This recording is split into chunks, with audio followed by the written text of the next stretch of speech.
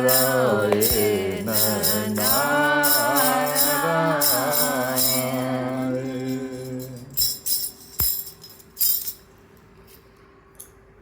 हम लोग ब्रह्मा जी जो सबके पिता स्वरूप ही हैं, जो सृष्टि के रचयिता हैं, उनके द्वारा की गई स्तुति को सुन रहे हैं।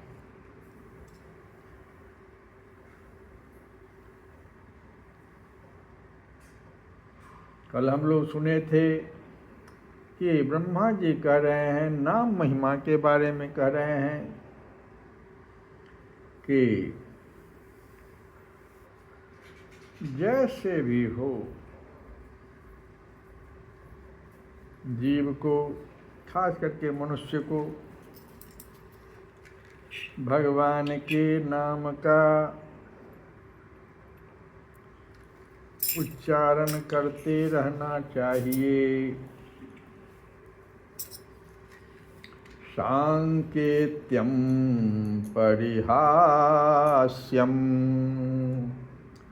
वास्तोभम हेलनमेव वाय वैकुंठ नाम ग्रहणम शेषाघहरम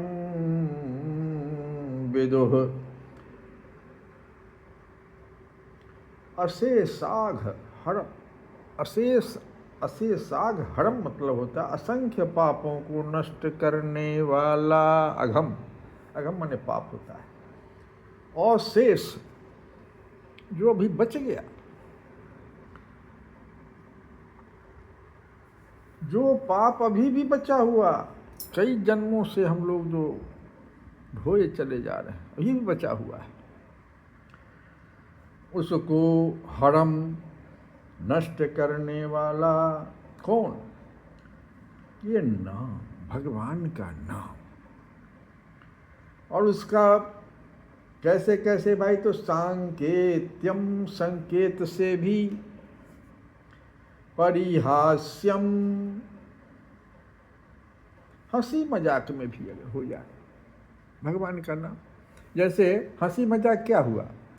भगवान का नाम बड़ा पवित्र है।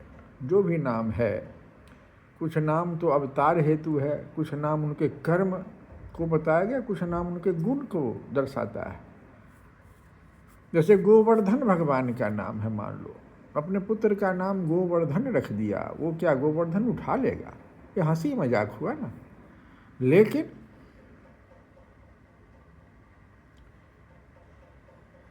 वो काम करेगा। आप गोवर्धन तो बोल रहे हैं। जैसे कोई अभिनेता, देखो भगवान के लीला को करने में वह जो अपना रूप बदल लेता है और उस तरह का जो लीला कर लेता है, तो उस लीला का प्रभाव दर्शक पर पड़ता है। दर्शक को कभी कभी आंख से आंसू निकलने लगता है, कभी उस अभिनेता के द्वारा किए गए कार्यकलापों से कभी कभी क्रोध उत्पन्न हो जाता है। कितने लोग, जो ये रामायण जो टेलीविज़न पर चलने लगा, कितने लोग राम के भक्त हो गए, कितने लोग माता सीता के, जबकि वो सीता नहीं है, वो राम नहीं है, अभिनय कर रहे हैं। कितने लोगों ने रावण पर कितना अधिक क्रोध किया हो, जबकि रावण बहुत बड़ा भक्त था। जो रावण बना था अभिनेता को, बहुत बड़ा भगवान शिव का भक्त। लेकिन उसके द्वारा जो हंसी मजाक किसी को कहते हैं, अभिनेता के रूप में जो कर रहा था लोगों के मनोरंजन हेतु या जो किसी भी कारण से, तो सांकेत्यम परिहास्यम व अस्तोभम, अस्तोभम संगीत या मनोरंजन, हेलनमेव वा, हेलनमेव तो कहते हैं अनादर जैसे अब देखो, उपेक्षा पूर्वक भगवान का नाम के ले रहा था, सूर्या ध्यान दो। रावण भी, कंस भी, और ये शिशुपाल। शिशुपाल के बारे में कहा जाता है, उसकी जो कथा है कि जो जन्म लिया था वो, तो उसके पास 4 सिर थे, 4 हाथ थे, और 3 उसके पास सिर। वो किसका लड़का था? तो चेदी राज दमघोष का पुत्र था, राजा का पुत्र। उसका 4 हाथ, 3 सिर। आकाशवाणी हुई, माँ बहुत दुखी, पिता बड़े दुखी। तो आकाशवाणी हुई, क्योंकि माँ जो थी सो कृष्ण भगवान की बुआ। आकाशवाणी हुई कि देखो, इस लड़के को जो छू देगा, जिसके छूने से इसका सिर, इसका हाथ सब गायब हो जाएगा, सिर्फ एक मनुष्य के समान जो है हाथ बचेगा 2, और 1 सिर बचेगा। उसको खोजो। भगवान कृष्ण की वो बुआ थी। भगवान के बारे में बहुत हो गया था कि भाई बड़े प्रतापी हैं। उनको बुलाया गया और वो उसको छुए, और उसका सिर भी गायब, हाथ भी गायब, सब नॉर्मल हो गया। लेकिन फिर आकाशवाणी उसी समय में फिर हो गई कि जिनके छूने से ये नॉर्मल हो जाएगा, उसी के हाथ से ये मारा जाएगा। तब फिर माँ जो है दुखी हो गई कि अब क्या होगा कृष्ण, सो बताओ। तो भगवान उस समय वचन दिए कि देखो बुआ, ये हम इसको 100 गाली तक इसका माफ़ करेंगे। अब हम क्या कर सकते हैं? हमारे हाथ से अगर इसकी मृत्यु है तो हम इसको 100 वचन दे रहे हैं कि 100 गाली भी देगा ही लगातार, लेकिन होना चाहिए 101 जब कर देगा तब फिर। और देखो राजसूय यज्ञ हो रहा है। वो गाली देना कब से शुरू कर दिया? जब हमारा पत्नी का ही चोर है, चोर है, हमारा पत्नी चुरा लिया, जिससे मेरी शादी होने वाली थी, ये चोर है, चोर नाम धर दिया। भगवान माफ़ करते जा रहे हैं, कुछ नहीं, 100 गाली पूर्ण नहीं रहा है ना। अब चोर कभी कह दिया, कभी कह दिया, उधर बोल दिया, 100 उस तरह से नहीं, एक साथ लगाता। अब राजसूय यज्ञ का समय है, देख लो, बड़े बड़े राजा, बड़े बड़े ऋषि, भगवान कृष्ण वहाँ मौजूद है। युधिष्ठिर का राजसूय यज्ञ चल रहा, उस समय वो आकर के लगातार 100 गाली खड़ा होकर के, सिर्फ इसलिए कि भीष्म पितामह कह दिए क्या कि कृष्ण को ही बनाया जाए, ये इस यज्ञ का ये पूजनीय, सबसे पूजनीय। वो लगातार गाली पढ़ना शुरू कर दिया खड़ा होकर। भगवान हंस रहे हैं। सब लोगों के मन में ये भाव आया कि क्यों नहीं इसको समाप्त कर देते हैं, लेकिन भगवान तो हंस रहे हैं। वो गिन रहे हैं, 1 2 करते करते 99 100। अब अगर 1 बढ़ा तो समझ जाओ, 1 बढ़ा दिया, बस चक्र चला और उसका सर अलग हो गया। लेकिन देखो, जो हम लोगों को समझना है वो ये उपेक्षा पूर्ण तरीके से हेलन में वो तो कर रहा था, अनादर से कर रहा था, उपेक्षा पूर्वक कर रहा था। लेकिन वैकुंठ नाम ग्रहणम अशेष हरम, इसको वैकुंठ मिल, कैसे मिला? सो देखो, तेज निकला, सब लोग देख रहे हैं कि उसके भीतर से तेज निकला और सीधे भगवान में प्रवेश कर गया। वो तेज भगवान का धाम मिल गया। तो पूछ दिया लोगों ने कि कैसे हुआ?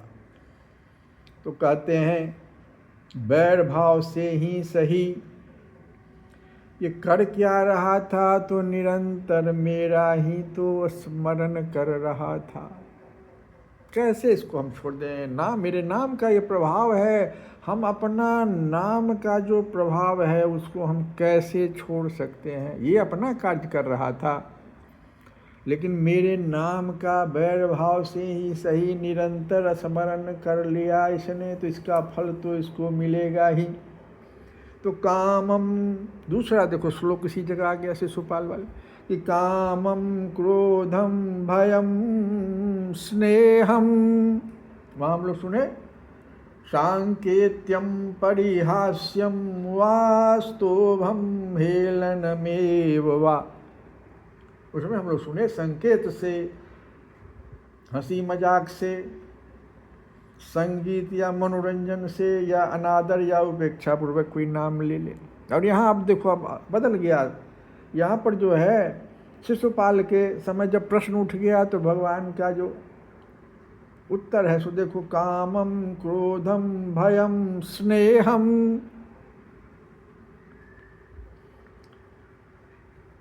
मैम्यम सौहृदमेव च नित्यं हरौ विदद्योतु यान्ति तनयन्तां हिते।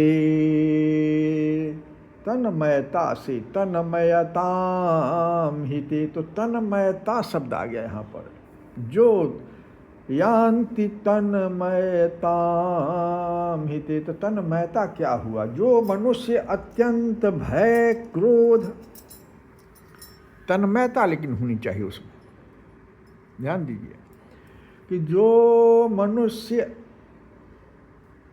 अत्यंत भय क्रोध या द्वेष के कारण निरंतर भगवान का चिंतन करता, मतलब तन्मय है वो शिशुपाल, तन्मय है भगवान में ही। काम वश भी, क्रोध वश भी, भय भी हुआ था उसको, स्नेह भी हुआ था कभी कभी। तो भगवान कहते हैं कि इसको मैं कैसे छोड़ूंगा? कंस का भी तो ही हालत था, निरंतर दिन रात, जब से वो सुना कि आठवां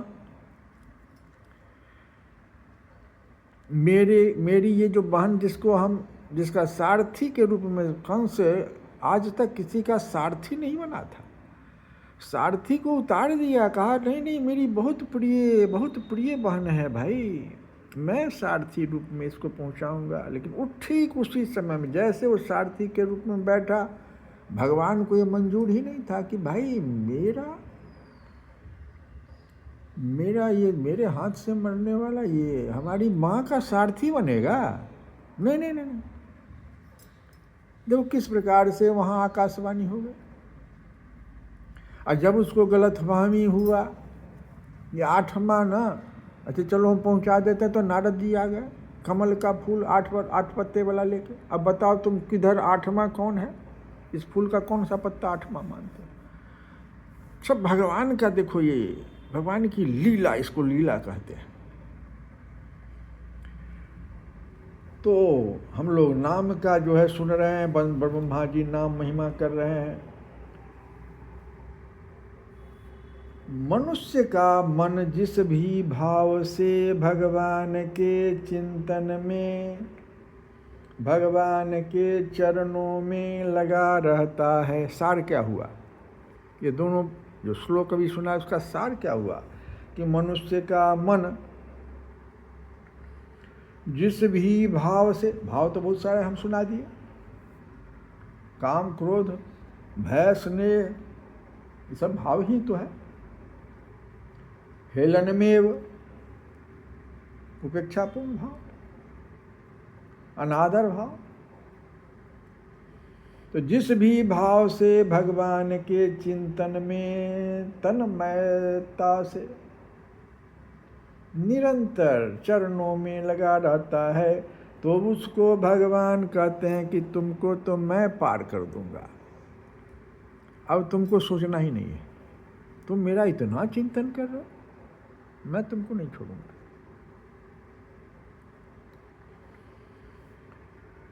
तो हम लोग कल की कथा में इसको सुने। अब हम लोग ब्रह्मा जी की स्तुति सुन रहे हैं। ब्रह्मा जी कौन है हम बता रहे हैं बार बार, और वो भगवान की स्तुति कर रहे हैं। ध्यान देना पड़ेगा। तो जो कुछ भी बोल रहे हैं इसका मतलब वो अनुभव कर रहे हैं, अनुभूति है उनकी। भगवान के स्वरूप को भी उन्होंने देखा।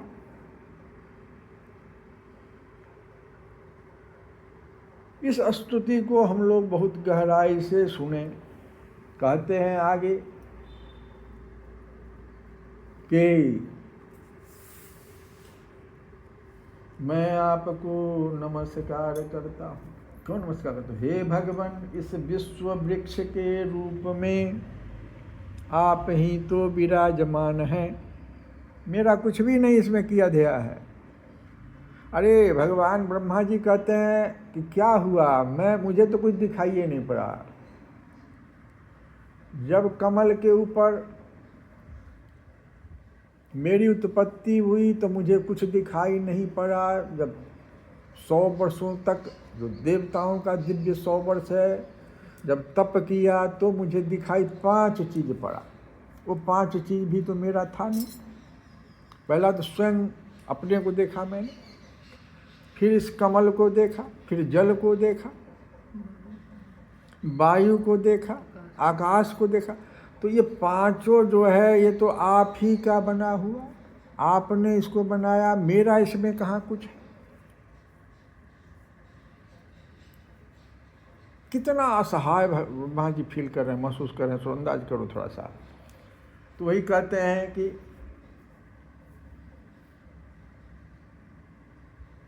हे भगवान, इस विश्व वृक्ष के रूप में आप ही विराजमान हैं।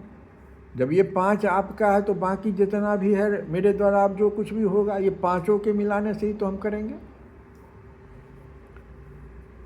2 प्रकार का हम उत्पत्ति करेंगे। ब्रह्मा जी कहते हैं देखो 2 प्रकार की। एक भौतिक उत्पत्ति, भौतिक बुद्धि से उत्पत्ति करेंगे। भौतिक बुद्धि से उत्पत्ति होगा मरीचि जैसे, उदाहरण में मरीचि ऋषि, जो कि मान लो भगवान के सृष्टि रचना में मदद किए।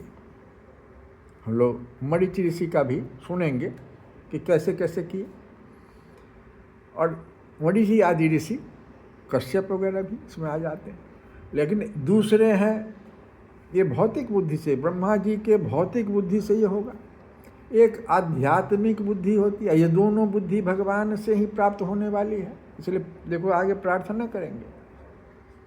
दूसरी बुद्धि है, इसलिए हम बार बार आप लोगों को कहते हैं कि अपने बुद्धि को समझिए।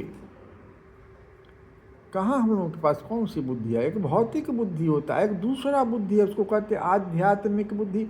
भौतिक बुद्धि पालन करता है, आध्यात्मिक बुद्धि पोषण करता है। ध्यान दीजिए, बहुत बड़ी बात।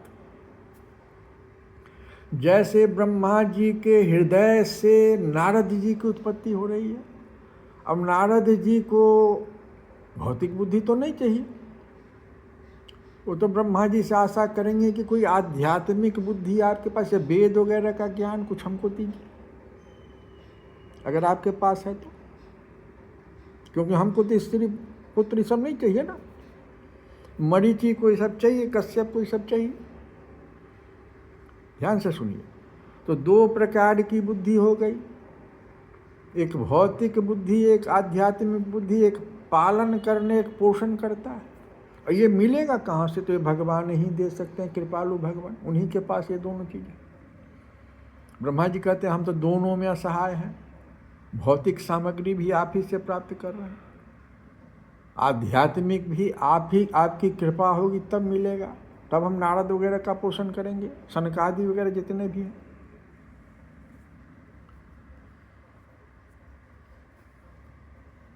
तो ब्रह्मा जी कह रहे हैं कि हे भगवान, इस विश्व वृक्ष के रूप में आप ही विराजमान हैं। आप ही अपनी मूल प्रकृति को स्वीकार करके जगत की उत्पत्ति, स्थिति और प्रलय के लिए मेरे, अपने और महादेव जी के रूप में बड़ा स्पष्ट कह रहे हैं, मुझे जो आप बनाया अपने आप जो है पालन करने के लिए, हमको सृष्टि रचना के लिए अपने आप पालन का भार सबसे कठिन है। पालन करना सबसे कठिन। अभी भी समय में देखो अगर गौर से, तो रचना करना बड़ा आसान है। पति पत्नी एक साथ मिलता रचना हो जाता है, लेकिन उस रचना का पालन करना ये माँ के सिवा हो ही नहीं सकता। भगवान माँ के रूप में चले जाते हैं पालन करने के लिए। और महादेव जी के रूप में 3 प्रधान शाखाओं में विभक्त हो गए हुए हैं। आप ही तो हुए हैं, क्योंकि आपको 3 काम करना, उत्पत्ति, स्थिति और प्रलय, और फिर प्रजापति एवं मनु आदि शाखा प्रशाखाओं के रूप में फैलकर बहुत विस्तृत हो गए हैं। आप ही तो हो रहे हैं। आप ही तो फिर प्रजापति होइएगा, मनु होइएगा। मैं आपको नमस्कार करता हूँ। ब्रह्मा जी को याद आ गया पूर्व कल्प का कि ऐसे ही तो हमने किया था, इसीलिए सब बात बोल रहे हैं। हे भगवान, आपने अपनी आराधना को ही लोगों के लिए कल्याणकारी स्वधर्म बताया है। सारे जीवों को सबसे कल्याणकारी स्वधर्म क्या है? भगवान की आराधना। रोज नित्य ब्रह्मा जी देखो बहुत बड़ा सूत्र दे रहे हैं कि प्रत्येक मनुष्य को सुबह उठते क्या करना चाहिए। जब आप कुछ कर ही नहीं सकते, सब भगवान कर रहे हैं। ब्रह्मा जी असहाय हैं, हम लोग कहाँ किसके लिए बोली क्या है भाई। तो आपको नित्य क्या करना चाहिए? आपका स्वधर्म तो एक ही बनता है कि उस भगवान जो सब कुछ हमें दे रहे हैं। अभी अभी हम जो कथा से हट के आप लोगों को बताए थे कि किसी एक व्यक्ति को अगर 5 चीज़ें मिल जाए संसार में, पिता भी मिल जाए, माता भी मिल जाए, पति पत्नी पुत्र और पुत्री, ये 6 हो गया। माता पिता पति पत्नी पुत्र पुत्री, 6 ऐश्वर्य से अगर वो युक्त हो जाए। संसार में देखिए ना, बहुत लोगों को कहीं ना कहीं सीढ़ी टूटा हुआ है। किसी को 1 गायब है, किसी का 2 गायब है, किसी को किसी उम्र में गायब हो जाता है। ये कितना बड़ा भगवान का विभूति ऐश्वर्य सब है, हमको प्राप्त है भाई। आप उस भगवान को कैसे सुबह उठ के भूल जाते हैं? क्यों नहीं आप जो प्रसाद बनाते हैं, नैवेद्य जिसको हम कहते हैं, प्रत्येक दिन आप बनाते हैं, क्यों नहीं भगवान? एक तो सुबह उठ करके ही उनका आराधना कीजिए कि भगवान आपने तो मुझे आज फिर एक दिन और दे दिया। कैसे हम इस ऋण से कैसे उबरें? ये इसी को कहते हैं निरंतर चिंतन। शिशुपाल की तरह नहीं, हंस की तरह नहीं चिंतन इसको कहेंगे हम। ये चिंतन देखो कैसा सुंदर चिंतन है। और ऐसा चिंतन जिसको होगा तो पिछली कल वाले अंत समय में अगर भगवान के नाम का उच्चारण, और यहाँ तक कह दिया कि मान लो बेहोश हो गया, लेकिन जब तक वो होश में था तो भगवान का ही तो नाम ले रहा था, तो बेहोश हो गया, अब तो कुछ वो गलत काम कर ही नहीं रहा है। प्राण त्यागने का अर्थ यही है कि आपका जो जिस समय तक होश था,